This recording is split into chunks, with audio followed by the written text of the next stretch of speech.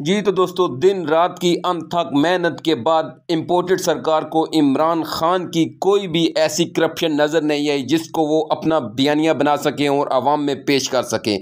अब फिर से तोशाखाना गढ़ी का मामला उठाया जा रहा है और एक नया किरदार अब सामने आ चुका है। यहाँ पर आपको बताते चलें कि अब दूसरी खबर ये है कि NRO 2 मुकम्मल हो चुका है। सलमान शहबाज अबूरी जमानत पे पाकिस्तान आ रहे हैं। मजीद तफसीलात जानते हैं सीनियर एंकर इमरान रियाज खान साहब से। में ले आते हैं और ये घड़ी चीख चीख कर कह रही है कि अगर इमरान खान के ख़िलाफ़ तुम्हारे पास इस खरीदी हुई घड़ी के अलावा और कुछ नहीं है तो फिर ना सिर्फ आप हार मान लें बल्कि आप हथियार फेंक दें, क्योंकि फिर इससे बेहतर आदमी आपको पाकिस्तान में नहीं मिल पाएगा जिसके 3.5 साल दौरे हुकूमत में आपको करप्शन के नाम के ऊपर मुबैना तौर पे एक ऐसी घड़ी मिली है जिसको इमरान खान ने ख़रीदा और फिर बेचा और फिर जो पैसे मुनाफे में आए उनको अवामी फलाह के ऊपर लगाया। तो फिर कुछ भी नहीं है आपके पास, भूल जाइए कि आप कुछ कर पाएंगे। लेकिन घड़ी को बीच में बार बार लाया जाता है। चलें, घड़ी के बारे में एक जुनेद साहब है, उन्होंने बड़ी अच्छी एक तहकीकाती थ्रेट वो लिखा है, वो मैं आपके सामने रख देता हूँ ताकि ज़रा आसान हो जाएगा कि घड़ी का मामला है क्या। एक तो जब ये घड़ी आई थी ना तोशाखाना में, तो ये 2017 के रूल्स के तहत तोशाखाना में जमा करवाई गई थी। याद रखिएगा, जिन रूल्स के तहत जमा करवाई जाती है चीज़, उन्हीं रूल्स के तहत चीज़ बाहर निकाली जाती है। और उस वक्त रूल ये था कि 20% के ऊपर आप चीज़ को ख़रीद सकते हैं। इमरान खान अगर ना लेते इस घड़ी को तो ये ओपन मार्केट में फ़रोख्त हो जाती। सऊदी घड़ी और सेट की कीमत का तखमीना मार्केट में लगाया गया। FBR के माहिरीन ने यह तखमीना लगाया और ये 10 करोड़ रुपए उस वक्त बने थे। इमरान खान ने इसको ख़रीदने का फ़ैसला किया, अगर ना ख़रीदते तो ये ओपन मार्केट के अंदर बिक जाती। 2017 के रूल के तहत इमरान खान ने इस तोहफे को ख़रीदा। 4 माह बाद तक अदायगी के इमरान खान सब पाबंद थे। 2017 के रूल के तहत इमरान खान ने तोहफा की कीमत के 20% अदा करने थे, यानी 2,01,78,000 रुपए वो उन्होंने अदा कर दिए। इमरान खान ने 4 माह की मुद्दत के अंदर अंदर ये पैसे देने थे, क्योंकि 2017 का रूल ये कहता था। तो इमरान खान साहब ने 22 जनवरी 2019 को इसकी अदायगी कर दी। इस घड़ी को इमरान खान ने 5 करोड़ 10 लाख रुपए में फ़रोख्त किया और ये रकम bank Al Falah blue area branch में जमा हुई और इसकी बैंक स्टेटमेंट भी मौजूद है। अच्छा, इस घड़ी को जो इमरान खान साहब ने ख़रीदा, उस पर जो उनको मुनाफा हुआ और उसके ऊपर भी एक गेन टैक्स था जिसको कैपिटल गेन टैक्स कहते हैं, वो भी बहुत बड़ी तादाद में मिलियंस के अंदर था। वो पैसा भी इमरान खान साहब ने जमा किया और उसका बाकायदा रसीद और रिकॉर्ड मौजूद है। उसके बाद इस सारे अमल में कुछ गैर कानूनी नहीं है, यानी सिंपली इमरान खान। और अब 2 सवाल उठाए जाते हैं ना। एक तो सवाल ये उठाया जाता है कि उमर फारूक ज़हूर के पास ये घड़ी कहाँ से आई। पहला सवाल ये उठाया जाता है, तो उसका जवाब तो वही देगा उसने कहाँ से ली है। उसने कहा मैंने फराह खान से ली है अप्रैल 2019 में, और अप्रैल 2019 में फराह खान से मैंने दुबई में बैठ के ली है। फराह खान दुबई में ट्रैवल ही नहीं की अप्रैल 2019 में, तो ये तो झूठ यहीं पे पकड़ा गया। अब उससे पूछें, मेरी इत्तला के मुताबिक मुबैना तौर पे जो मुझे बताया गया है, और बिल्कुल ये बात दुरुस्त साबित हो सकती है, क्योंकि उमर फारूक ने इस घड़ी को ख़रीदा ही नहीं। ये घड़ी उमर फारूक को दी गई है मैनेज करके और उससे सारी स्टोरी करवाई गई है, कुछ लोग ये भी कह रहे हैं, और उसके बाद ये घड़ी वापस चली जाएगी उमर फारूक से भी। लेकिन अगर उसने ख़रीदी भी है तो उसने तब नहीं ख़रीदी जब का कहा जा रहा है, तब तो वो इस्लामाबाद में बिकी थी। एक ख़रीदार को भी मार्केट में लाया गया है, शफीक को, और शफीक जब बयान दे रहा है ना, तो वो उसका बयान देने से ही पता चल रहा है, बेचारा लिखा हुआ स्टेटमेंट पढ़ रहा है और अच्छा खासा सॉफ्टवेयर उसका अपडेट हुआ है। वो कह रहा है जी मेरा तो कारोबार बंद हो गया, मेरा ये भी बंद हो गया, मैं बहुत परेशान हूँ इस घड़ी की वजह से। भाई क्यों? कोई आदमी अपना कारोबार बंद नहीं करता है घड़ी की वजह से, कोई परेशान नहीं होता है घड़ी की वजह से। और वो ऐसा लग रहा था डरा हुआ और सहमा हुआ आदमी है, और वो एक बयान दे रहा था। तो जिन्होंने घड़ी वाला खेल खेला है वो बहुत बुरी तरह एक्सपोज हो गए हैं। आखिरी सवाल जो इसमें उठाया जाता है वो ये कि जब इमरान खान साहब ने दिसंबर 2019 में कानून तब्दील कर दिया था, और कानून ये कहता था कि आपने अब जो भी तोहफा खरीदना है 50% की कीमत पे खरीदना है, तो फिर इमरान खान साहब ने 20% क्यों दिए? तो मैंने आपको उसकी वजह बताई है कि जिन रूल्स के तहत तोहफा तोशाखाना में जमा होता है, वो वाला तोहफा उन्हीं रूल्स के तहत बाहर निकलता है। जब इमरान खान साहब ने दिसंबर 2018 के अंदर कानून तब्दील किया, उसके बाद जो तोहफा तोशाखाना के अंदर आया वो 50% के ऊपर बाहर निकला। उससे पहले वाले जो आए कानून बनने से पहले जो है, रूल तब्दील होने से पहले जो है, वो अपनी पुरानी 20% वाली के ऊपर बाहर निकले। तो कानूनी तौर पे कुछ गलत नहीं है, लेकिन इसको लाया क्यों जाता है? क्योंकि दो खबरें आई थी। एक, अरशद शरीफ शहीद, उनकी जो फैक्ट फाइंडिंग कमेटी की एक रिपोर्ट सामने आई थी, जो सुप्रीम कोर्ट ऑफ पाकिस्तान में गई, जो मीडिया के पास गई, जिसके कुछ हिस्से मीडिया ऑन एयर कर सकता है और कुछ को नहीं कर सकता। वो रिपोर्ट ने तहलका मचाया हुआ है और उस रिपोर्ट के आने के बाद बहुत सारे ताकतवर लोगों को तशवीश है। तो फौरी तौर पे घड़ी वाला मामला लाया गया। एक और ऑडियो मार्केट में इंट्रोड्यूस की गई, उसमें जुल्फी बुखारी की और मुबैना ऑडियो है खातून अव्वल साबका उनकी, इमरान खान साहब की अहलिया। अब जुल्फी बुखारी साहब का स्टेटमेंट आया कि बच्चे भी बना लेते हैं कॉलेज के इस तरह का कॉपी पेस्ट किस्म का ऑडियो, और उस ऑडियो के बारे में मुख्तलिफ लोग कह रहे हैं। वो कह रहे थे मैं चैलेंज करता हूं, ना मेरे पास घड़ी आई और ना मैंने इस घड़ी को बेचा है, ना मैंने लिया है, ना मैंने इसको बेचा है। इसका फोरेंसिक करवाया जाए और जो फोरेंसिक कराएगा उसके पैसे मैं दूंगा। वैसे लोकली इसका फोरेंसिक हुआ है और हंस मसरूर बदवी साहब हैं, उन्होंने इसका किया है फोरेंसिक अपने तौर पे। उन्होंने कहा वैसे तो पूरी ऑडियो ही फजूल की एडिट है, जैसा कि आप मेरे फोरेंसिक में देखेंगे तो जगह जगह आवाज़ की पिच बदल रही है, लेकिन एक जगह एडिट वाला बहुत बड़ी गड़बड़ कर गया है। घड़ियां हैं और उन्होंने बेच में एक झटका है जहां आवाज़ की पिच नहीं डाली हुई है।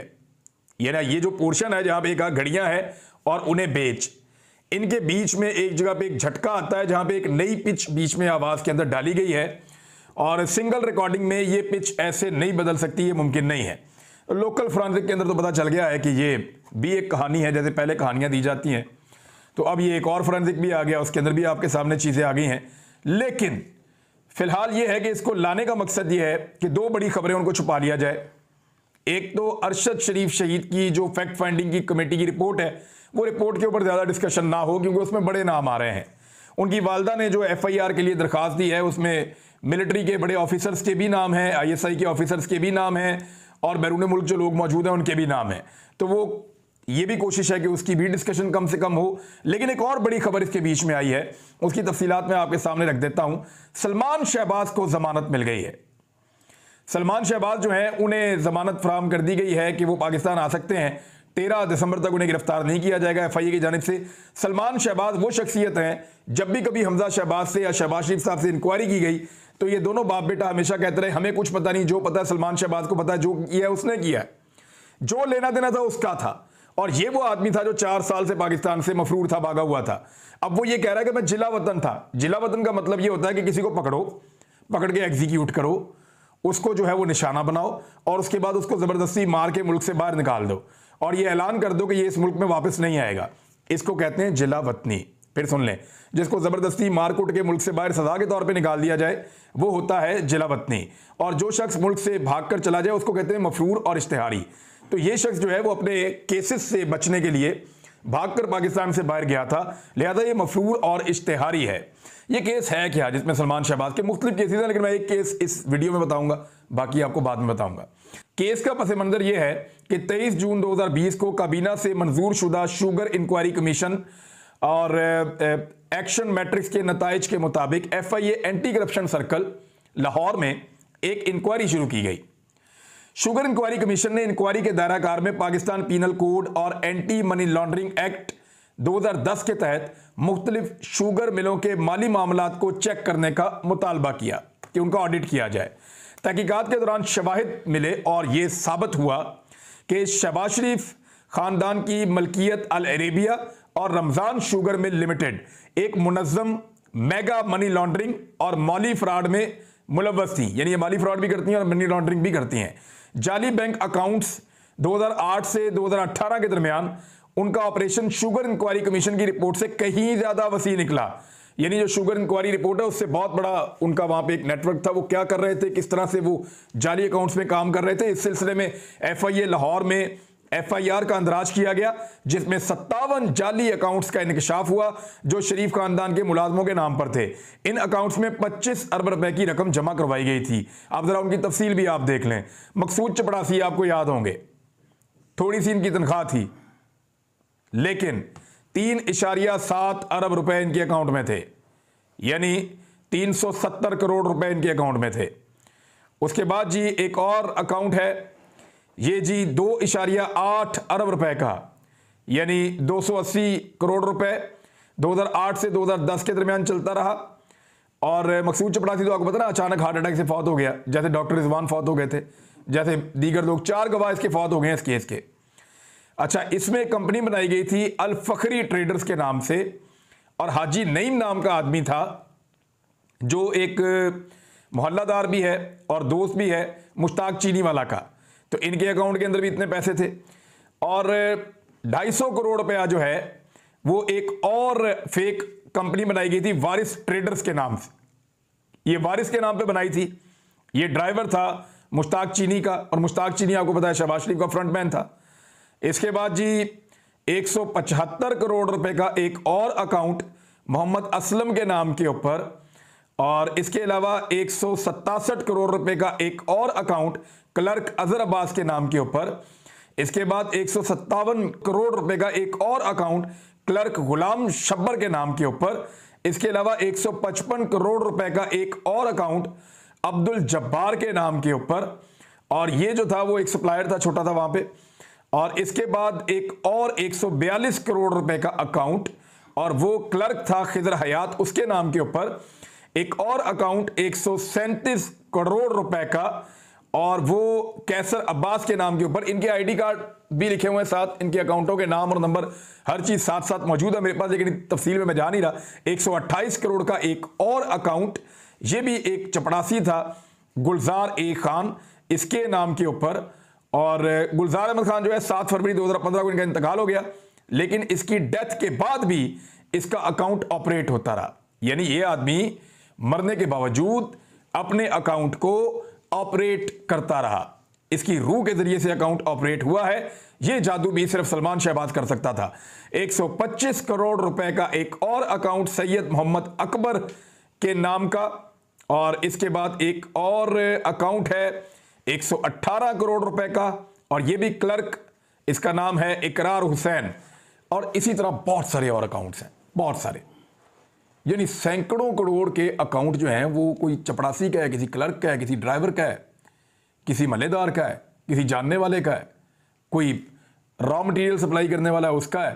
तो इस तरीके से ये 2 नंबरी की, और ये सारा पैसा इधर से उधर किया है।